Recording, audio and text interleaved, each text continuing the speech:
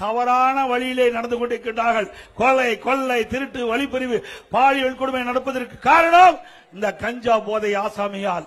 அவை அப்படிப்பட்ட நிலைமை தமிழகத்தில் நிலவிக் கொண்டிருக்கிறது. அப்படிப்பட்ட ஆட்சி தொடர வேண்டுமா? அனைத்து இந்திய அண்ணா திராவிட முன்னேற்ற கழகம் ஆட்சிக்கு வந்த உடனே 3 மாதத்தில் இந்த போதைப் பொருள் நடமாட்டத்தை முற்றிலும் தடுத்து நிறுத்தப்படும், ஒழிக்கப்படும். தமிழகம் போதைப் பொருள் இல்லாத மாநிலமாக உருவாக்கப்படும்.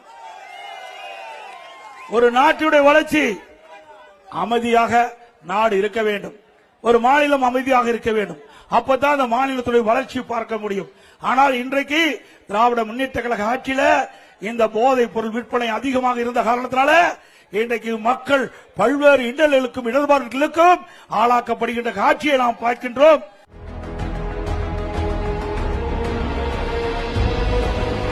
கே. பழனிசாமி என்னும் நான்